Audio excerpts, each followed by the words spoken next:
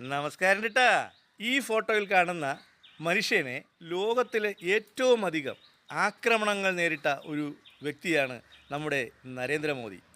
ഈ മനുഷ്യനെ കൂട്ടത്തോടെ ആക്രമിക്കുന്നതിന് വേണ്ടിയിട്ടും എത്രയധികം ശക്തികളാണ് ഒത്തൊരുമിച്ച് കൂടിയത്.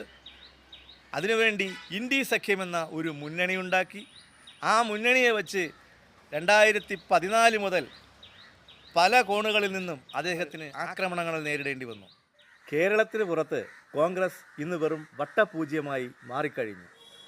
ഇന്ത്യ സഖ്യം ഇന്ന് ഇല്ലാതെയായിരിക്കുന്നു. അതായത് ബഹുമാനപ്പെട്ട നരേന്ദ്രമോദിയെ താഴെ ഇറക്കി അവരാഗ്രഹിക്കുന്ന രീതിയിലുള്ള കാര്യങ്ങൾ നേടിയെടുക്കുന്നതിന് വേണ്ടിയിട്ട് അദ്ദേഹത്തെ കൂട്ടം കൂട്ടമായി ആക്രമിക്കുന്നതിന് വേണ്ടിയിട്ടാണ് ഇങ്ങനെ ഒരു ഇന്ത്യ സഖ്യം രൂപീകരിക്കപ്പെട്ടത്. ഇന്ന് ആ ഇന്ത്യ സഖ്യത്തിൻ്റെ അവസ്ഥ എന്താണെന്ന് നമ്മളൊന്ന് മനസ്സിലാക്കിയിരിക്കുന്നത് നല്ലതിലെ ഇന്ത്യ സഖ്യത്തിലെ പ്രധാനപ്പെട്ട ഒരാളാണ് മമതാ ബാനർജി പോയി.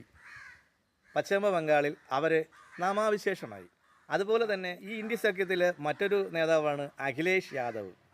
അതായത് അഴിമതിയിൽ കുളിച്ചു നിന്ന കാലിത്തീറ്റ കുംഭകോണ കേസിലെ പ്രതിയായ ലല്ലു പ്രസാദ് യാദവിൻ്റെ മകനാണ് അഖിലേഷ് യാദവും പോയി. പിന്നെ CPM പോയി. പിന്നെ DMK കൂടെ നിന്ന് ചതിച്ചു എന്ന് പറഞ്ഞ് തമിഴ്നാട്ടിൽ സ്റ്റാലിനും പോയി.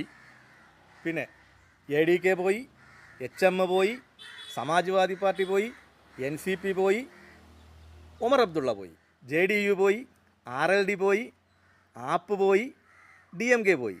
അങ്ങനെ സഖ്യം മൊത്തം തകർന്ന് തരിപ്പണമായി. ലോകത്തിലെ ഏറ്റവും അധികം ആക്രമണങ്ങൾ നേരിട്ടുള്ള ഒരു രാഷ്ട്രീയ നേതാവ്, രാഷ്ട്രത്തിൻ്റെ നേതാവ് ഒരേ ഒരാളേ ഉള്ളൂ. അത് നരേന്ദ്ര ദാമോദർദാസ് മോദിയാണ്.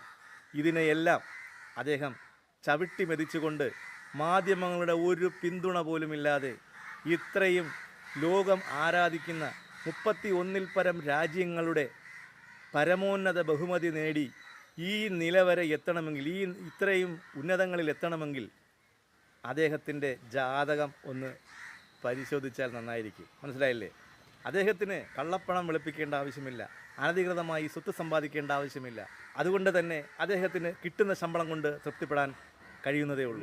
നമ്മുടെ രാജ്യത്തെ ഉന്നതിയിലെത്തിക്കണമെന്ന ഒരേ ഒരു ചിന്ത മാത്രമുള്ള ഏക മനുഷ്യനാണ് ശ്രീമാൻ നരേന്ദ്രമോദി. ഒരു ദിവസം പോലും അവധിയെടുക്കാതെ അക്ഷീണം പ്രവർത്തിക്കുന്ന അദ്ദേഹത്തെ നമുക്ക് നമ്മുടെ പ്രധാനമന്ത്രിയായി കിട്ടിയത് നമ്മുടെ പുണ്യമാണ്. നമ്മുടെ രാജ്യം ഇനിയും ഉന്നതങ്ങളിലേക്ക് ഉയരട്ടെ എന്ന് മാത്രം പ്രാർത്ഥിക്കുന്നു. നന്ദി, നമസ്കാരം.